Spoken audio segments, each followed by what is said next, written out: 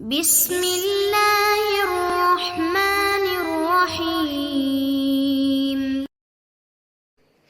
Bismillahirrahmanirrahim. Assalamualaikum warahmatullahi wabarakatuh. Alhamdulillahirabbil alamin wassalatu wassalamu ala asyrafil anbiya wal mursalin sayyidina wa maulana wa habibina Muhammadin wa ala alihi wa sahbihi ajmain, amma ba'du. Bapak Ibu yang dirahmati Allah Subhanahu wa taala, rekan-rekan sekalian yang kami muliakan, pada kesempatan hari ini kita patut bersyukur kepada Allah Subhanahu wa taala karena kita masih diberi keberkahan umur oleh Allah sehingga kita dapat kembali untuk mengkaji kitab Riyadhus Shalihin. Pada kesempatan kali ini kita akan membahas bab 172 dari kitab Riyadhus Shalihin, yaitu disunahkan berdoa selama dalam perjalanan. A'udzubillahi minasyaitonirrajim. Bismillahirrahmanirrahim. An Abi Hurairah radhiyallahu anhu qala Rasulullah sallallahu alaihi wasallam, salasu da'awatin mustajabatun la syakka fihinna, da'watul madlum wa da'watul musafir wa da'watul walidi 'alal waladi. Rawahul Abu Dawud wa Tirmidzi wa qala haditsun hasan. Wa laysa fi riwayati Abi Dawud ala waladihi.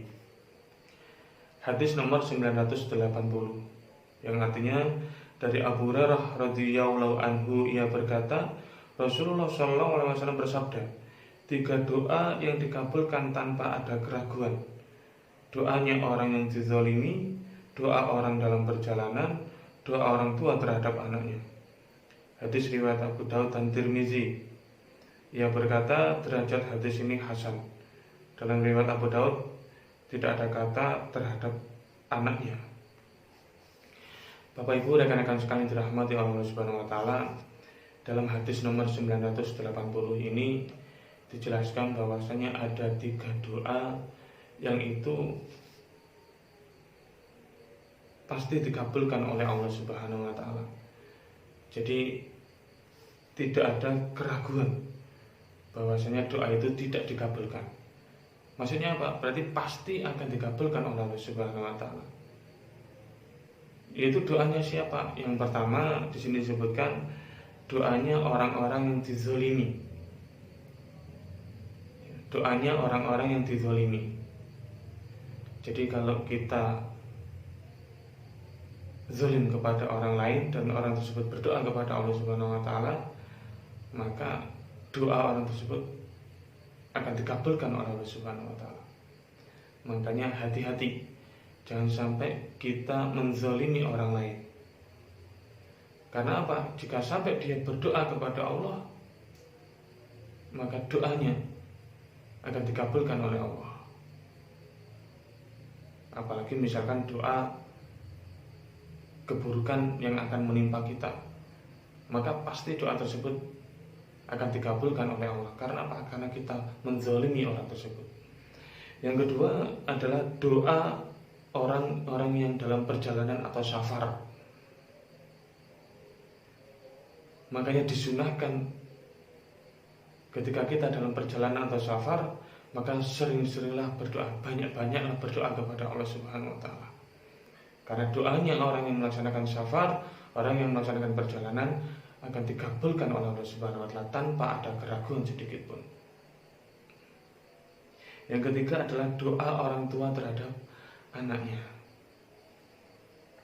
Ini juga akan dikabulkan oleh Allah Subhanahu wa taala.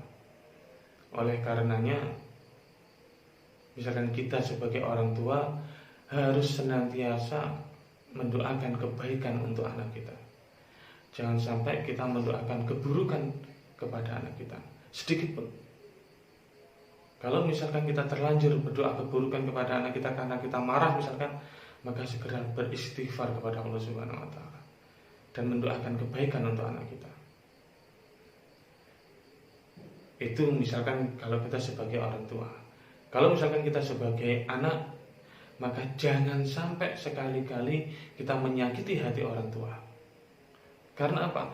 Karena doanya orang tua yang tersakiti itu akan dikabulkan oleh Allah Subhanahu wa taala. Makanya jangan sampai diri kita menyakiti hati orang tua.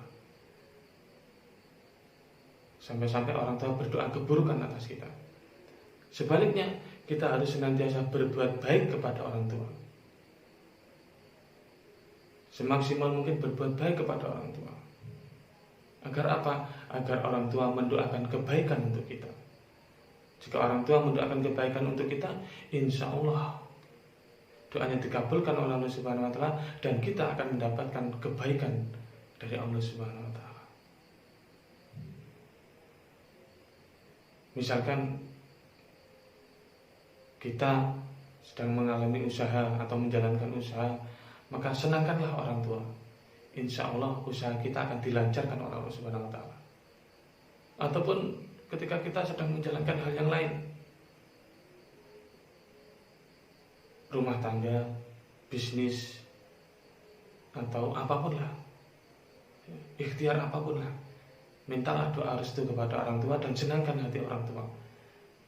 Maka insya Allah doanya orang tua tersebut akan dikabulkan oleh Allah Subhanahu wa Ta'ala, dan kita akan mendapatkan kebaikan dari Allah Subhanahu wa Ta'ala.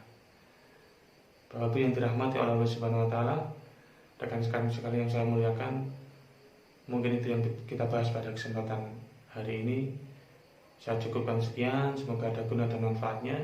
Akhirul kalam, Assalamualaikum warahmatullahi wabarakatuh.